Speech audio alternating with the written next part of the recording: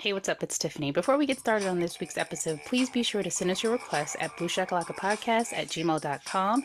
You can find us on Twitter X, BlueShakalakapod. You can also find us on Spotify, Apple Podcasts, and Instagram at BooShakalakapodcast. Hey, everybody. Welcome back to the Booshakalaka Podcast. I'm your host, Tiffany, joined by my co-host, Pierre. What have you been watching, Tiffany? Black Christmas.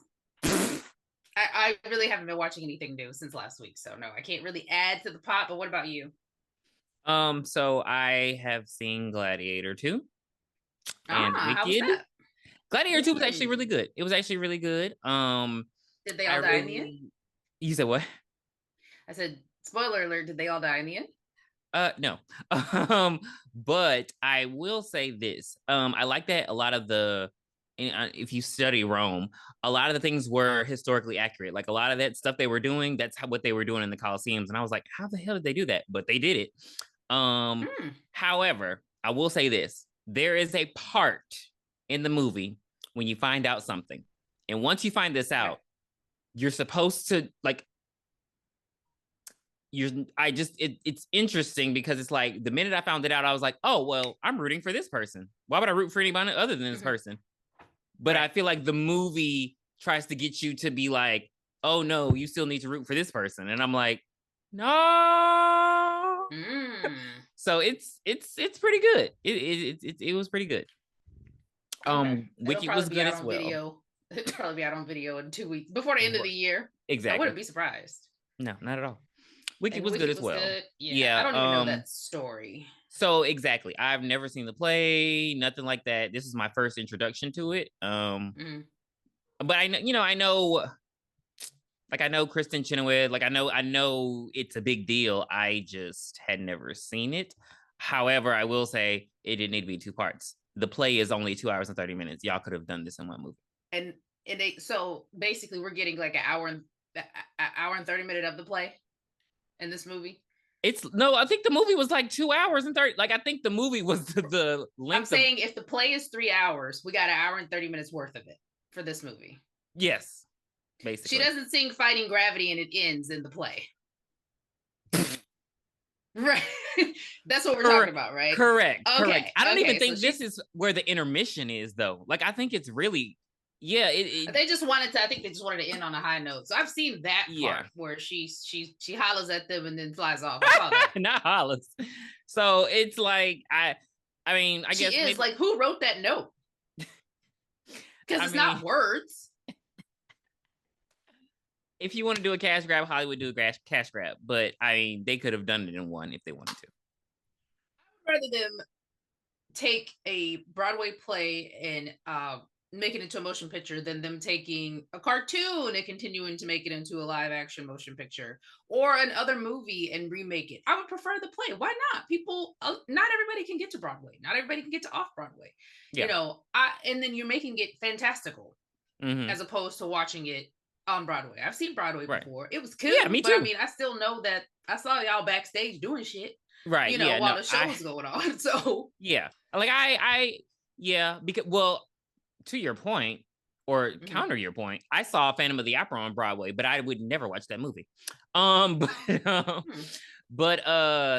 it just was. It was good. Sure. It was a Broadway play before it was a movie. Yeah, but I would say like Rent. Like Rent, never seen it. You never seen the movie? I mean, I feel there was a special. I feel like it came on Fox. In my 20s, they started singing and I turned it off. I'm not really a fan of musicals. Like the songs have to kind of draw me in and I don't want to be like, oh, I only like black, but because I can't say that because I love Disney cartoons, our old school cartoons. Yeah. Those are musicals when you really think about it. And I enjoyed those. The ones that I've seen lately just haven't stuck out to me. That's all. But again, I'm not going out chasing it. Yeah. So I'm not, I think you would like Rent. But because I say I'm not a fan of musicals. I know it's a little depressing. I heard it's about it is depressing, but it's the songs are good though. But that's okay. They make good music everywhere. But this movie was not musical. It was actually pretty dreadful. So, so this is Black Christmas 1974. The synopsis is: during their Christmas break, a group of sorority girls are stalked by a stranger. Straight to the point. Let's do it. Because I that's don't what want happens. to. Yeah, I don't want to do it because I was so unfulfilled. This was like edging for me.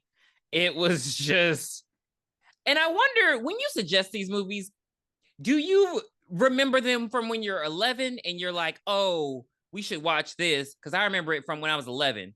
Because I've never seen this. You've never seen it?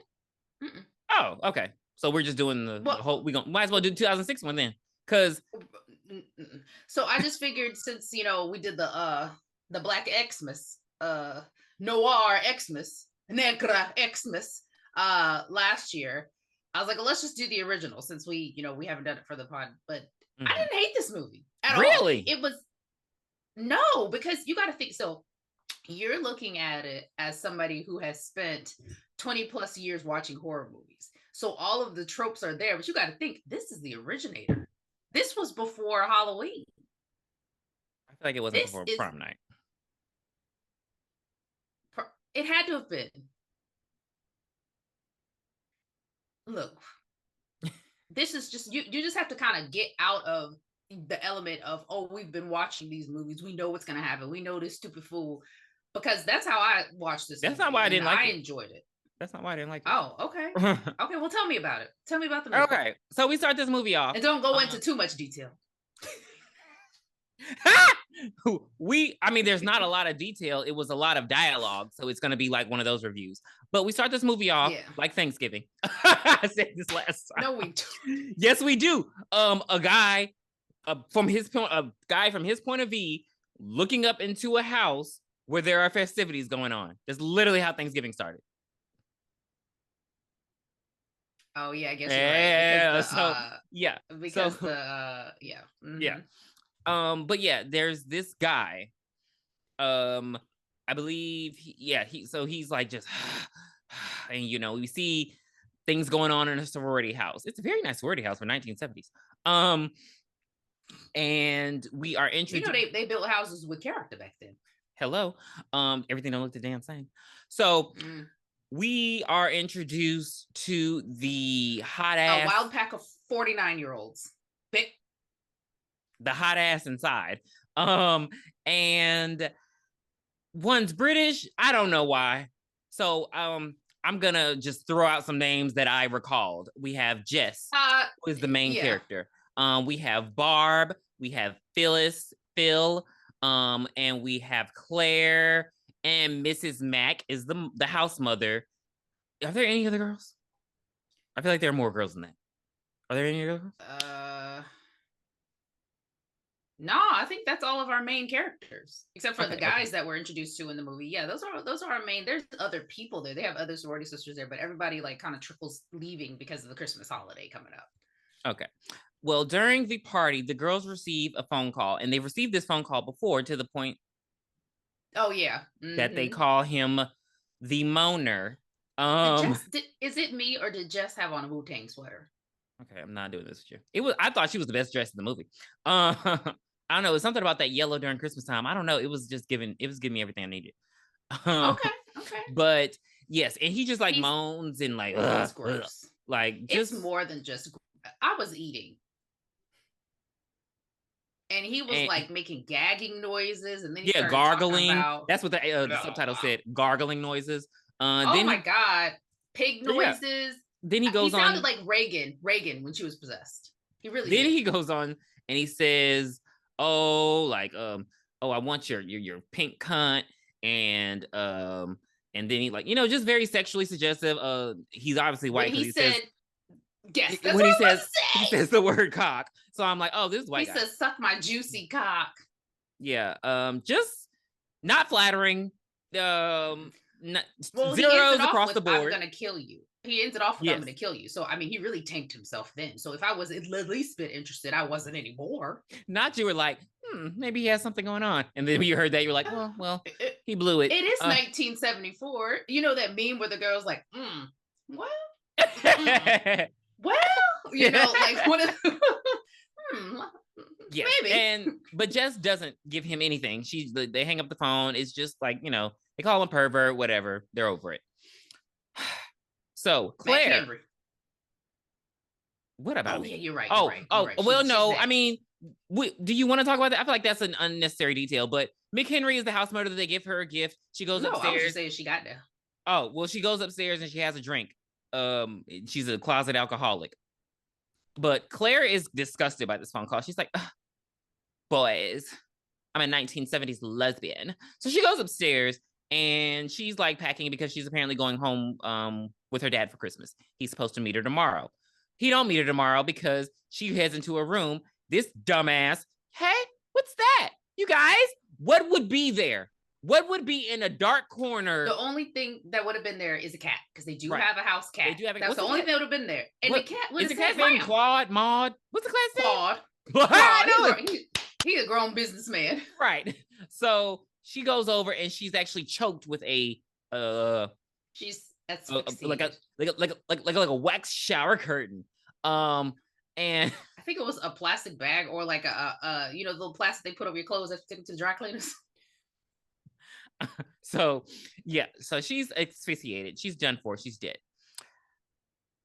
And he takes her. We see like the shadow of the killer taking her body up into the attic, which would have been it would have been such an inconvenience to get her up there. Yeah, because the opening is like 3x3, and it's straight up. Mm-hmm. Like he would have had to. He would have to put on her back like she was piggyback. Oh, he got a hoister in like that. Yeah. I'm raising the roof. Break your leg, Kiki. So yeah, that's our first murder. So we starting off with it. So I thought the movie had me. And then Jess's boyfriend calls and she's like, I got something important to tell you, but I'm gonna tell you in person. I hate when people do that. Just tell me, just tell me from front to finish in person. She hang up, and then Claire, we do see Claire's body with the Reynolds wrap plastic over her face, rocking in the attic. You can literally see her body from the window. I'm so over it. I would not. Like, this is what, like, when people, like, when you see, like, celebrities and people with a lot of money, just period, and they get these big, extravagant houses, I would be so scared. I'd be checking my closets and under the bed in my one bedroom before I go to sleep if I'm feeling a little uneasy. I don't like attics. Have I lived in a house with an attic? Not an attic like that where you can walk around it. No. Yeah. Like you can get up there and push some boxes to the back if you want to. Girl. But it's just creepy. So because these girls, this is the last place they're gonna check. Wait a minute. They have an attic and a basement. Isn't that a faux pas? I feel like you're not supposed to have both. No, I don't know. So the next morning, Claire's father arrives and he's like, oh, Claire was supposed to meet us at the train station. So I just got to thinking, if he lived close enough, why did he just pick her up? I was confused. Why is he just going up to random people talking about, do you know my daughter? I think did the guy have on a fraternity jacket? No, a kid had threw something at him and he walked over to him and was like, hey, sir, I should be keeping an eye on him. He's like, yeah, you should. He's like, hey, watch your mouth, old man. I play football and I'll beat your ass. Then they start the conversation and he's like, hey, do you know my daughter, Claire? She didn't show up. And he's like, obviously Claire is not fast because he barely knows who she is, but he knows the sorority. He's like, oh, that's our sister sorority. But, there was some girls there over there. I ain't see Claire. Like, I feel like she don't be out there like that, honestly. She didn't dress like she was out there like that. Claire's a good girl. Yeah. Good girl. Despite what her father don't think so. So he's like, hey, I can show you how to get to her sorority house though. It's a lot of shit going on. I can't even remember the sequence in which things happen. Do we want to talk about Jess and Peter's conversation right now? I feel like it happens today. I just don't know if it happens in between. Well, we see Mr. Harrison, who's Claire's dad. We see him get to the house and he talks to Miss McHenry and she's like, oh, I'll help you find Claire. Not a problem. He goes in and he's like, what is this sex dungeon you have my daughter living in? She's not into any of this. They got like, it was on the wall, a picture of a grandma flipping the bird. There's people having sex in a garden. But it's like a peace sign. I was like, what kind of shit is this in the 1970s? Hey, yeah, the hippies, the movement, the weed. Oh, come on, baby. Peace love. And I'm still wondering how those people turn into people today. I guess these people today weren't hippies. No, I feel like a lot of them A lot of them went to Woodstock, had their time, and then they became the corporate people that they hate. Honestly, I just feel like they grew into. I just think they were just the other bunch of people. Because where are the hippies? Gay? I don't know. Not gay. Yeah. So Jess meets up with Peter on one of the most important days of his life to tell him that she's pregnant and she's getting an abortion. Again, maybe I just don't know what the 70s were like, because I just thought that was a very interesting conversation to have in a movie. In the set, like I was very surprised that abortion was a thing. I mean, I know it was a thing, but like a thing that they would put in a movie and make it just so. Like, she's like, I'm getting an abortion, and he's like, you ain't gonna ask me. I don't have to ask you. Like, that's something I would expect today, like that kind of mentality. Because I feel like back then, I mean, women could only get bank accounts like what 5 years before this movie came out, and I think that's why the Black Xmas, the one that came out in 2006. They weren't really big on like strong women, you know, positive sex roles, but the newer one they were, because remember that was the antithesis of everything, because the girl was assaulted at a party. So I think that like people hate on that movie. I didn't hate that movie. We didn't hate that movie. But yes, this is like literally about a strong woman. It's like, you're not gonna tell me what I'm gonna do. My body, my choice, Peter. Get your 40-year-old ass out of here. Oh, he was so 40. And he just like, I just couldn't believe it. Now we're back at the sorority house. Now, is this a party going on with a fake Santa cussing kids out and stuff? What is going on? Baby, I didn't understand what. Maybe it was because, you know, I'm thinking sorority, so maybe it was like a little charity event, like, oh, the kids can come over to the sorority house. We have a Santa, take pictures. Like, that was their thing. But I was like blown away. He's just like he literally starts off, fuck, bitch. I'm like, and the kids are like, I'm like, well, maybe the kids aren't right by him, so, you know, vent. The kids go sit on his lap and he's still cursing. I'm like, oh, he acting like Cartman, Terrence Phillip. Like, it was a lot, like cursing when cursing doesn't need to be there. Like a lot of nowadays R&B. So that was such a slug. And the sorority girl just sitting there like, isn't he just awful? Like, what are we doing here? Like, what are we doing? Smoking a Joe. Like, what are the 70s were insane. Like, literally. Here comes the call again. Like, it's like, and we hear somebody asking for Billy, Agnes. Yeah, Billy, Agnes, where's Agnes? Where's my? What's so crazy? We know, like, as a viewer watching it, it's like 4 or 5 people making these noises on the phone, but we're supposed to believe it's just one person. But it sounds like a straight out woman, and then it sounds like a man, then it sounds like a pig, then it sounds like a child. Like, it was a lot. What's the guy's name that does all the voiceovers for all the cartoons? Not the guy's name. Like, there's just one. Was it there's Jason Marsden? No. Jason Marsden. He was on Step by Step. I know who that was. He did the voice of Aladdin. No, that was Scott. What are you doing? That was no. The voice of Aladdin was Scott. He was on Full House. Jason Marsden. Oh, you know, they look just alike. Girl, they do. I mean, white guy, dark hair. So, what's his name? I'm trying to think who you're talking about. Frank Welker. Who is that? Scooby Doo. He does Scooby Doo. No, I'm not thinking about him. I cannot think of him. He.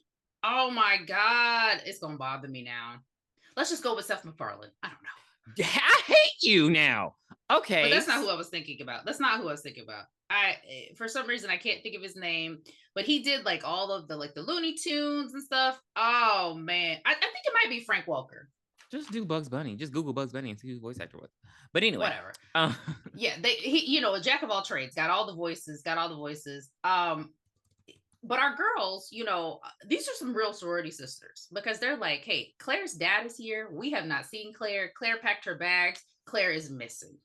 Barb and Phil, which is short for Phyllis, go over to the police station to report Claire's disappearance to Sergeant Nash. And Nash just, he don't care. Does he think they're lying? Like, what's wrong with Sergeant Nash? Is he dumb? Clearly. So yeah, he thinks they're lying, but one of the sorority sisters, I don't even know her name because I feel like she's not part of their group, but she's like not the strong one, maybe the tough one, maybe the one, you know, the little sassy one. That's Barb.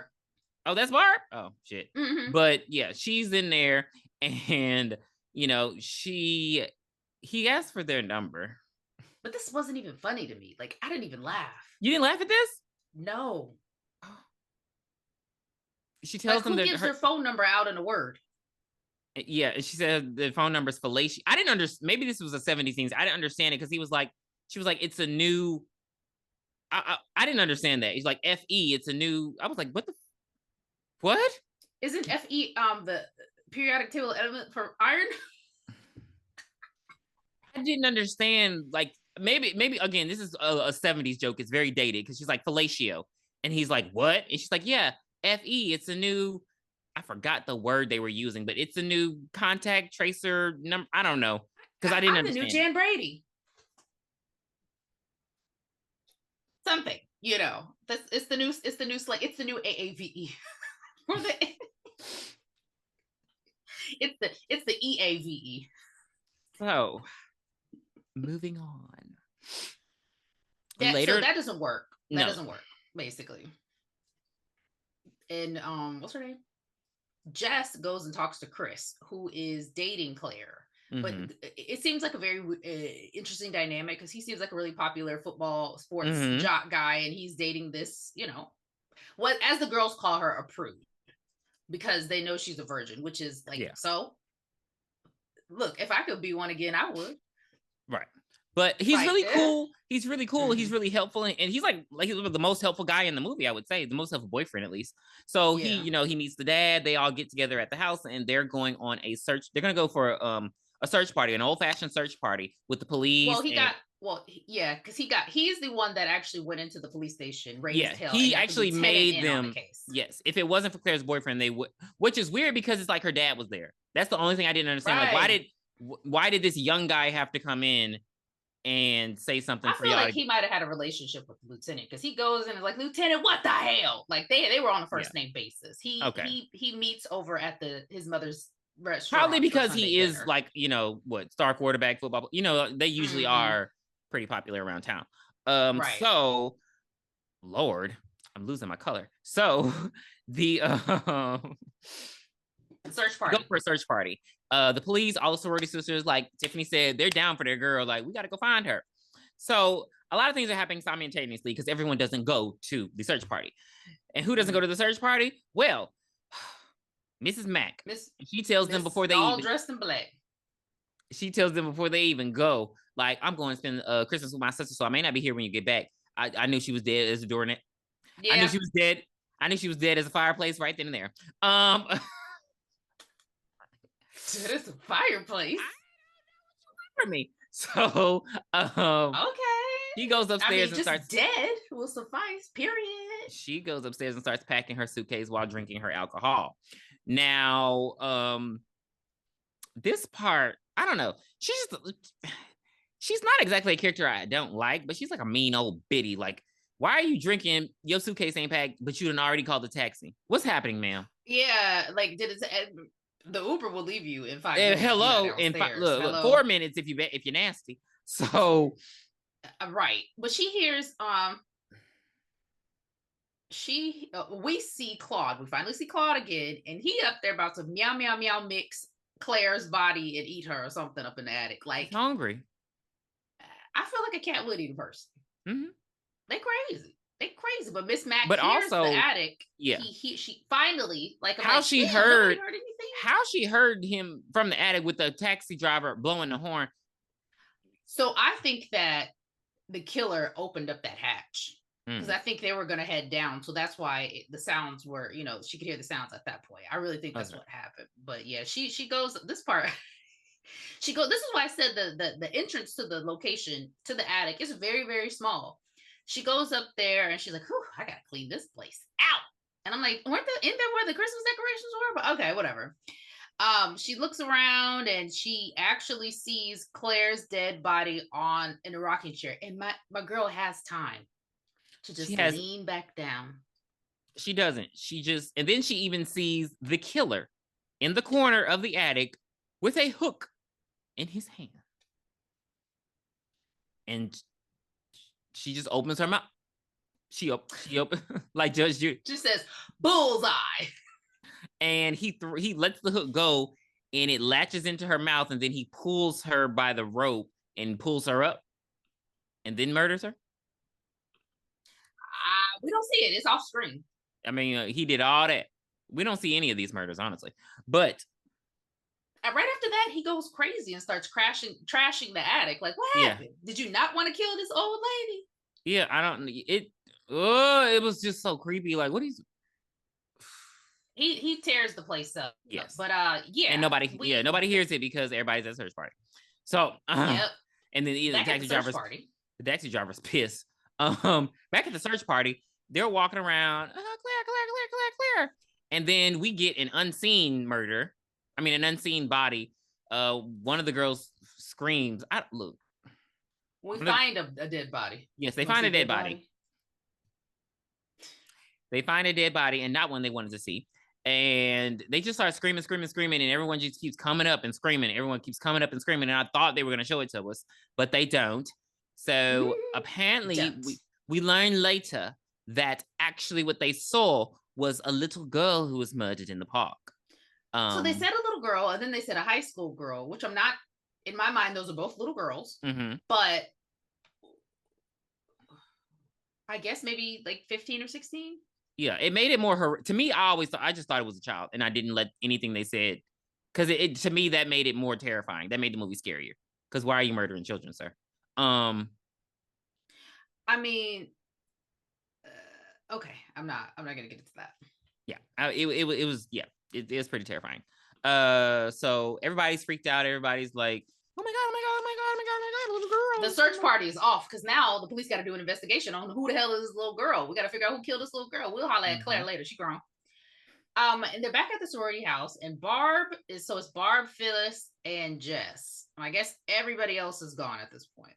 But Barb starts to go off because she's like, you guys blame me for this. You guys blame me. No, you blame yourself.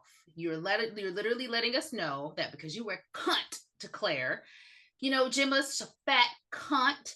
And it's in front of Claire's dad too, because she basically called her, "Ooh, you're a virgin," like it was the biggest diss in the world. Like, so you're a virgin who can't drive. Right? Was Jawbreaker? Oh my god, Clueless. What was it? Clueless. And then she started sleeping with her stepbrother. Let's move on. Yeah, so she's like, I'm going to bed because I am so mad at myself, but I'm gonna act like I'm mad at you all, even though it's my fault. And I feel like the dad should have got up and punched her in the face, but he didn't. He's very, very timid, the very timid guy. Yes. And here's the scene. We see Peter at his recital, and while he's playing on the piano, and he's and I was like, this don't sound good. Like, I'm not. I don't make music, but I knew I knew he was messing up. He was sweating. The people in the audience that were judging his performance were like, oh, this is terrible. And obviously, because he is who he is, he blames Jess for what happened, for dropping that bomb on him, which I feel like she should have waited. I do too feel like she should have waited for that. Just let him finish that and then tell him. Like, it's a month later. I mean, not a month later. It's not like it's not like she had an appointment at 1:30 and she told him at 1. Right. Because she doesn't go to the doctor, and we don't see her have her operation or anything like that. So it was kind of weird that she would do. I don't think she liked him. I don't trust, right? Because I don't trust people who try to give you bad news or try to do that stuff on days they know are important to you. Like, why are you trying to start an argument on somebody's birthday? Why are you, before Tiffany goes to Japan, to being like, Tiffany, don't you owe me $15? Like, girl, get the fuck out of my inbox. Like our parents. She's like, Mom, I'm going to Jamaica. Oh, I heard 18 people got their heads cut off with machetes, but allegedly, like, come on. Why is the news always negative instead of, I hope you have a great trip. Be safe. Right. That's it. Make good decisions. So yeah, she fucked him over. Time for another call. But it's time for another call. This man calls so much time during, like, I would just like to say, you can just bet your bottom dollar he's gonna call after every murder. But he calls more than that, which pissed me off. It was a lot. It was yeah. But this time only I didn't even mean Just girls did. You did. You'd bet your bottom dollar that tomorrow. This is what happens. You brought it up. This is what happens when you watch so many movies. So many. Just gets another phone call, and this time, I'm sorry, I said it before. This time, it sounds like two people, and she's searching for Mrs. Mack around the house. She can't find her, so Jess said, I've had enough of this. So she calls the police. It's like, hey, we have been getting obscene phone calls. What can you do about it? Jess is our only smart person, which what can be done, right? And Peter Peter shows up. He's like, Jess. Wait, we do see Peter smash his piano as if it was the piano's fault that he bombed. He should have been smashing his fingers or his head because that was the cause of it. I mean, come on. But he shows up and he's like, hey, Jess, look, we need to talk. I don't want to be a conductor anymore or whatever the hell he was trying to do. I'm going to drop out and I think that we should get married. And Jess is like, no, why the hell would you do that? Why the hell would you think I would agree to that? It was the worst proposal I've ever heard in my life. I'm going to drop out of my profession and we're going to get married. Sir, what? It's worse than the $1,000 that Tiffany gave Jade and Jesse. Like, we can't do anything with this. It's not 1908.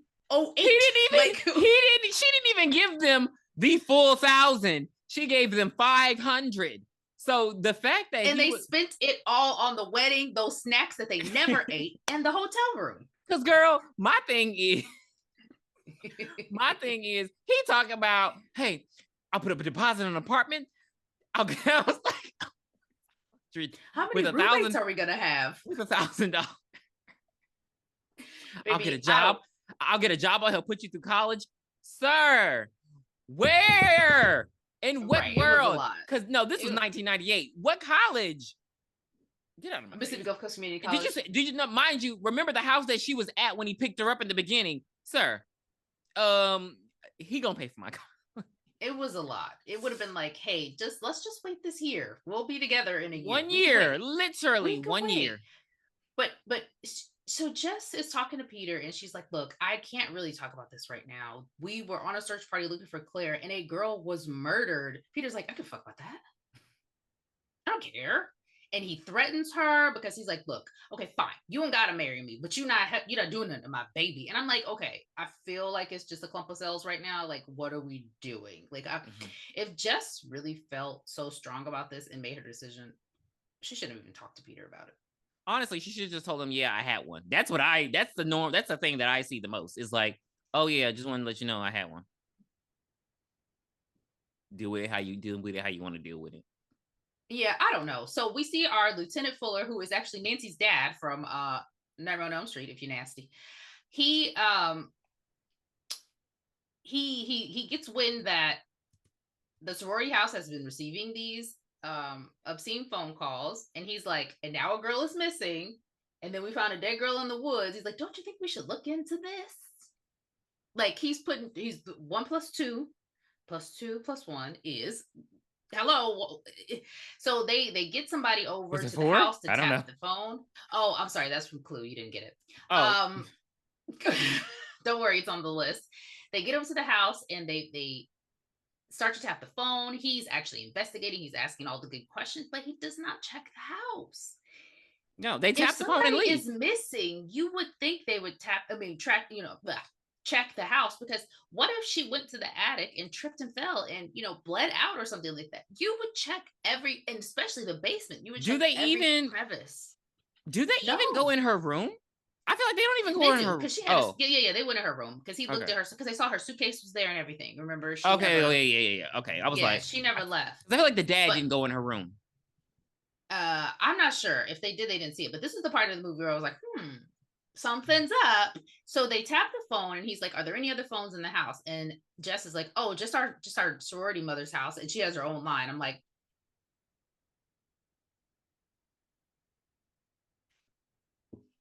did you have your own line when you were a kid? No.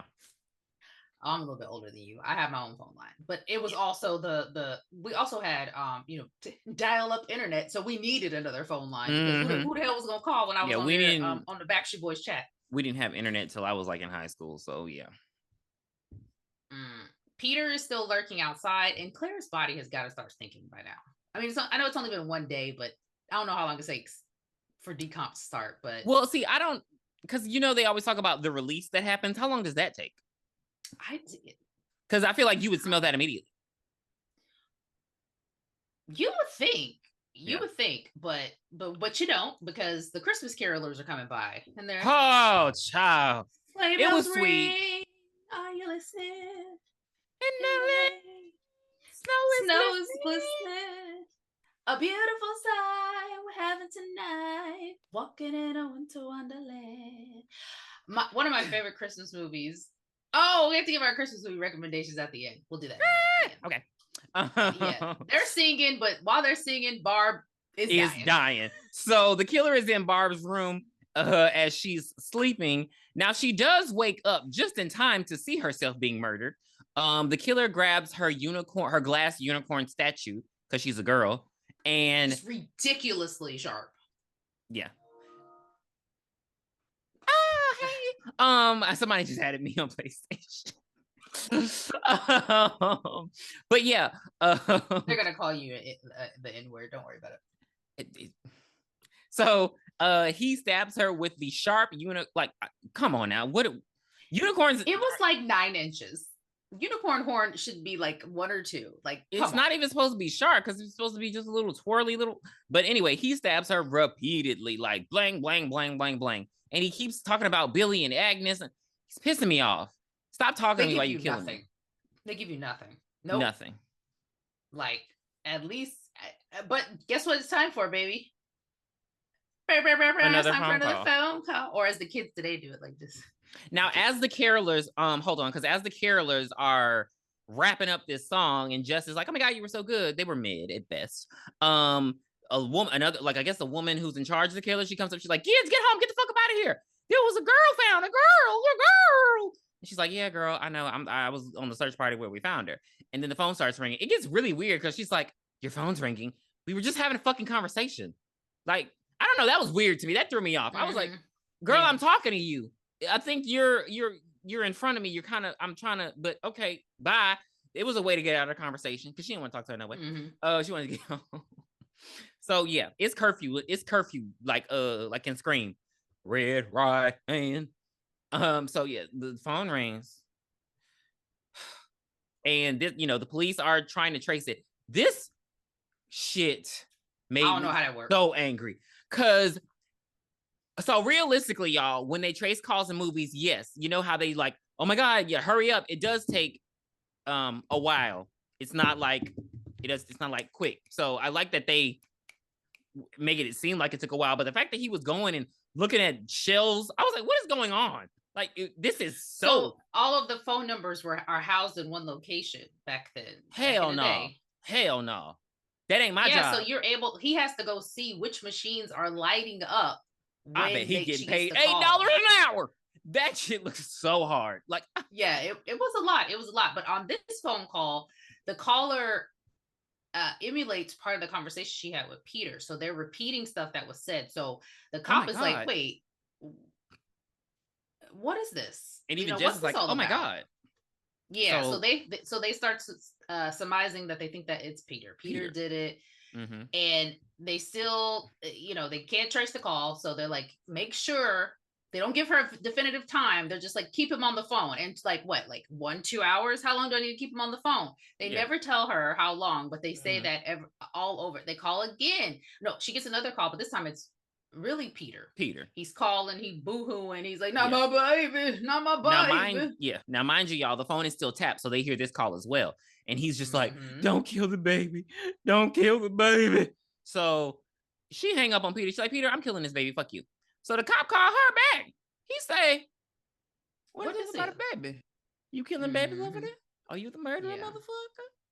But they quickly deduced that Peter didn't do it, because he asked her, "Hey, was Peter there when you received a phone call?" And Jess was like, "Wait, he really was. He was looking at me dead in my face, acting like he was going to kill me. So yeah, he's not this killer, but he might be another killer. But right. He's this killer. Right. He's a karma passion killer. Get it together." It's so crazy, because she was like, "Phew, she said, Peter's always so gentle with me sometimes." What about the other times, honey? Like, it was a lot. So Jess and Phil decide to lock the doors and windows in the house, but they eventually get split up, because Phyllis goes to check on Barb. The door closes behind her, and we don't see her for maybe about 8 more minutes. We see her in 8 minutes. Yes. Another call comes on the phone. Jess is able to stay on the phone long enough, and we get the trace. This motherfucker is singing and everything. I mean, it was a lot. She wasn't saying anything. Like, I would have been like, all right, what do I need to get from the grocery store? Ooh, chicken. You know, I would have just been talking like I'm not on the phone anymore. Like, he would have thought I hung up, and I'm just talking in the background. Like, one thing you're not going to do is keep me on the phone. Yesterday, I got an unprovoked FaceTime call. No. Who's answering? Not me. Not ever. No. You don't have to schedule calls with me if you call on. If I'm either doing something or I'm not.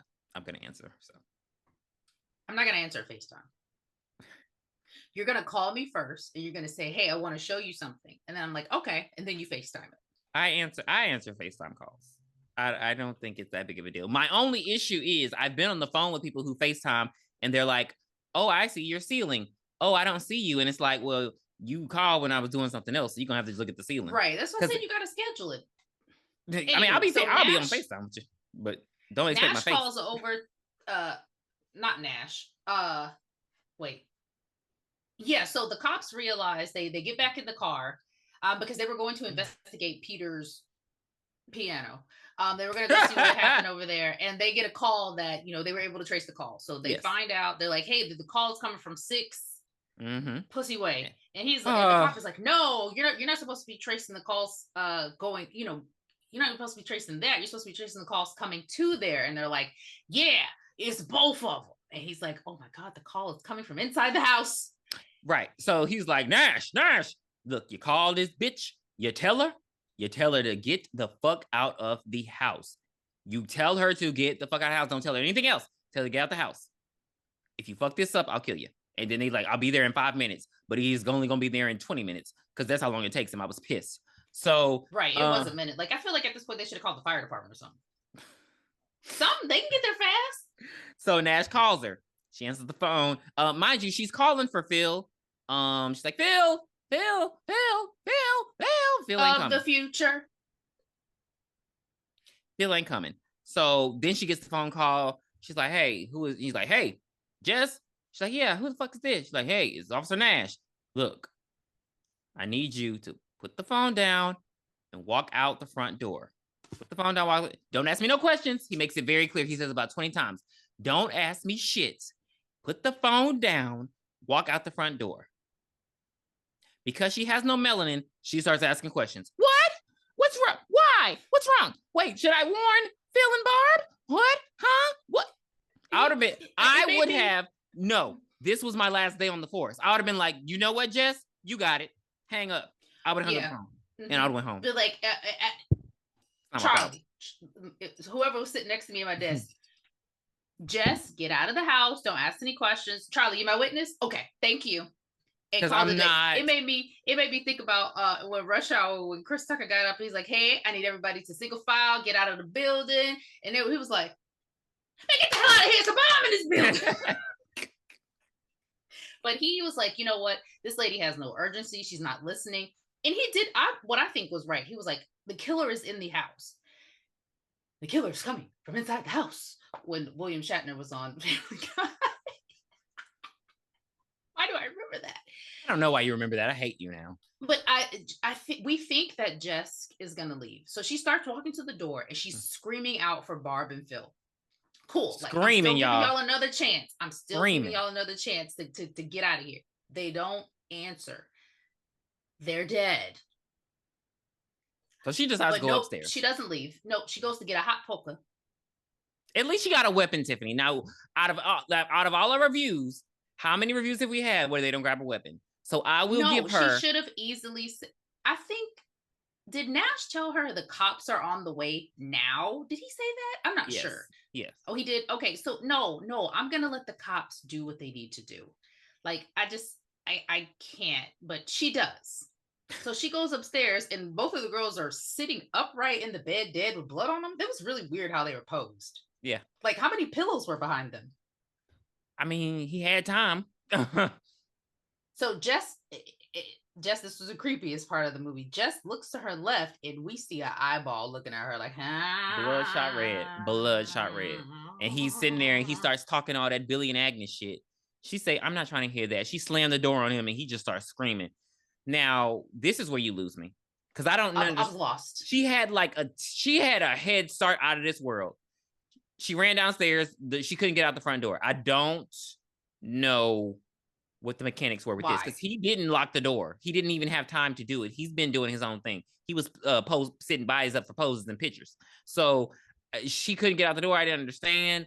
And then she runs to another, but then he grabs her hair. I'm like, how did he? You had so much time. He jumped down the stairs. He didn't take them one by one. He took them 4 by 4. But she's in the basement now. She locks it behind her and she's scared. She still got the hot polka. So she's just kind of like, okay, let me just hide down here till whatever. Here come Peter. Now, why he thought she was in the basement, I don't know. It was like he just knew she was in the basement.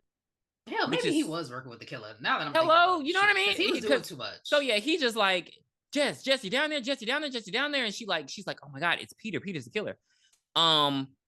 And instead of like going to the front door, going to another door, he just knows she's in the, I don't know how he knows she's in the basement. So he kicks it open. He kicks the window, like, you know, there's always a window in the basement. He kicks it open and he crawls down there. And he's like, Jess, where? And I'm like, this is really creepy. This was creepy to me. Even if when he's not the killer, he deserves to die for this. So she hiding behind some shit. He ends up seeing her. What are you doing down here? All we hear is her screaming. The police finally arrive 30 minutes later. And there's a couple of them. So I do appreciate that he didn't just go there by himself. There's a couple please. We're so sick of one cop coming. Baby, and there's also a black cop, but the black cop got the shotgun. So I'm like, oh, y'all really? Oh, y'all care? Y'all care. He is armed to the teeth. They found a white girl dead in the park. Of course they care. Well, yeah, but the black cop there, I was like, oh my God. So yeah, they go tracing through. They end up in the basement and they see, I don't understand why she's knocked out. But yeah, they see Jess, she's knocked out. Peter on her lap, just dead. I don't know. He got blood in places. Beat him to death. Yeah, but I'm like, damn, like, okay. Swing away, Sam. Tell George, swing away. But yeah, so then she's in the bed. I guess they sedated her. I don't understand how she's not. I don't understand the whole her knocked out thing. Why was she not at the hospital?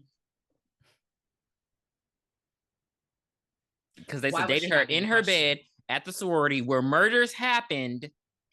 It is an active crime scene. And they're all in the room and... Wait.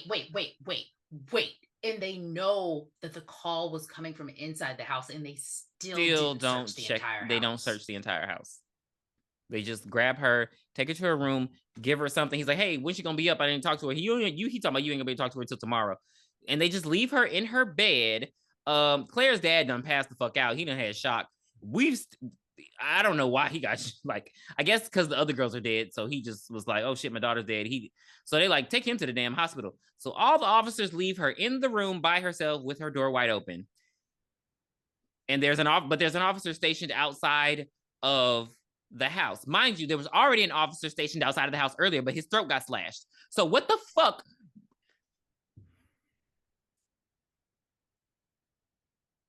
Right. This is why Nancy mama divorced your ass because you're a terrible cop.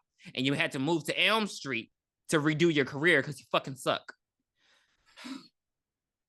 So we pan out. And Nancy probably was born the next day. Or he had already slept with Nancy's. He went back to her. He left her and went over to this place and then he went back to her. Because Nancy would have been, when did Nightmare on Elm Street come out? 83?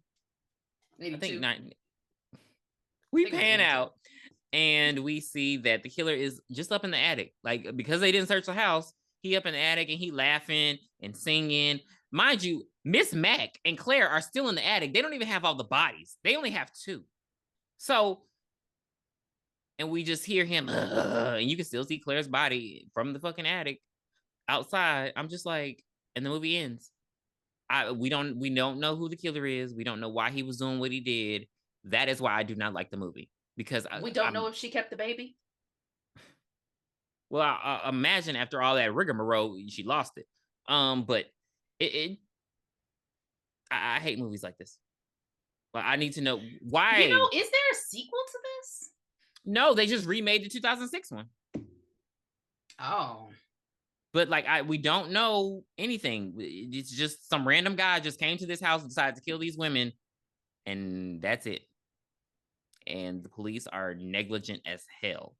But this does remind me of a tweet I saw where someone did say, basically, like, because with the Zodiac killer, basically all you had to do to get away with murder back then was just not be there when the police arrived.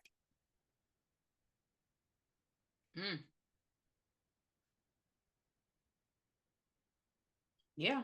I just can't believe they didn't make a sequel to this. Like, I would have thought they would have. Well, it got. I'm sorry. It got panned heavily when it first came out because it was a horror movie during Christmas time. Parents didn't like that. They were like, "Oh, these dark elements during Christmas." It was the 70s. So weird. It was so weird because you used to. It was the 70s. You guys used to do a lot of things during the civil rights movement, but this is where you draw the line. It is what they draw the line at. So they were very upset about that.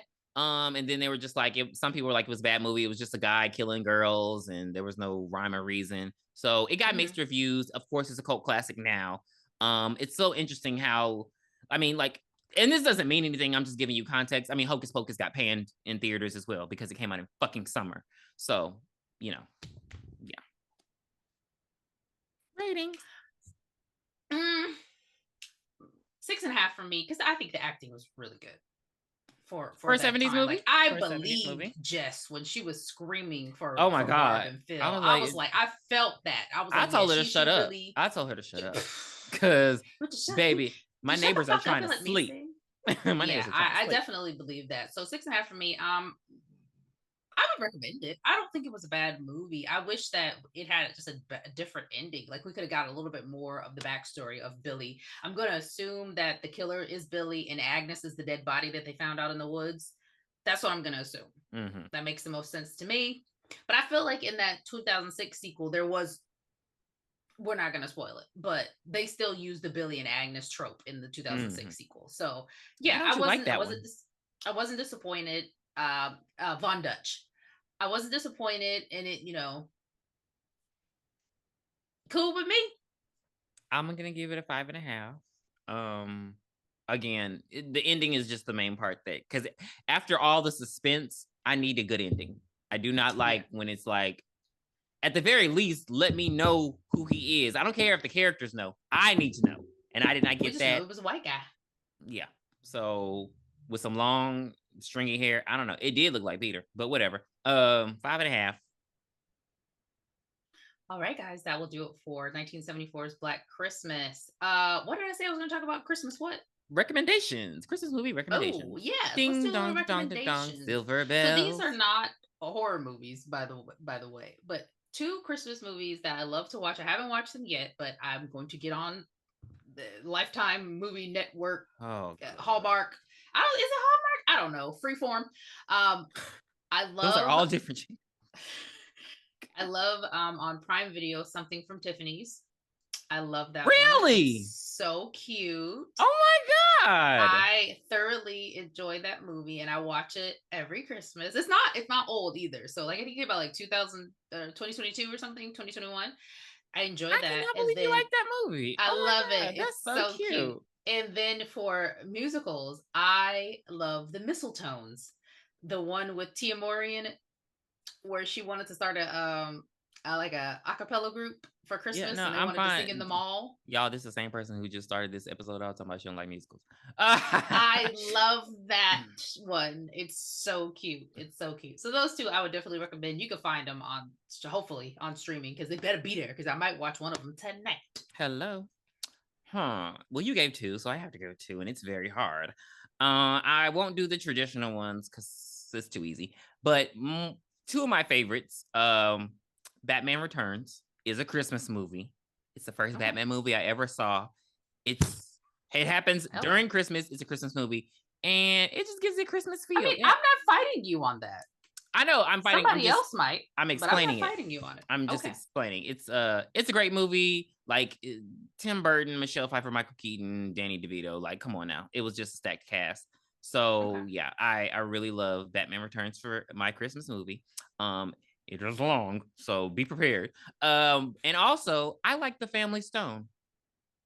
The Family Stone is, you never see, it's like an amazing, it's on everything, Hulu, Prime, it's on everything, but it really is like a heartwarming Christmas story. It's a little sad at the end, but it's funny. It's like, again, packed cast. Like it was very good, and yeah, I love that movie. It's so heartwarming. Thought you were gonna say Holiday Heart. And then I'll add one more, Die Hard, because now I have a machine gun. Ho ho ho. And I'll add one. Just Home Alone 2. Lost in New York. Always. I love that one. Don't like the original. Okay. I am not a fan of either. But really? Yeah. So those are our Christmas recommendations. Go out and watch them. Go out and especially Mistletones and Something from Tiffany's. And Die Hard. I don't know about those other three. But that will do. That'll do it for 1974's Black Christmas. Please be sure to come back for our last Christmas horror movie review, which is going to be Gremlins with our friend Jay. Because he's not a special guest anymore. He's just our friend. Yes. I was thinking about We're not doing this. I was thinking about doing like a Jay's greatest hits thing. I gotta see because I want to put him on our Instagram page. I know he has his own thing going on that he's about to launch, but I want just to show people, like, you know, like how we have our meet our co-host. I want him to have a. Wait, is he trying to be nice right now? Who? Baby, what happened? Jay? What happened? You on drugs? What are you talking about? You on drugs? What are you talking? Want to compliment and boost and uplift Jay right now? This is weird. Okay. Y'all, I gotta go because I don't know. I'm scared. I'm scared. But we'll see you next week, okay? Bye, y'all. Where did you hide it, Dan?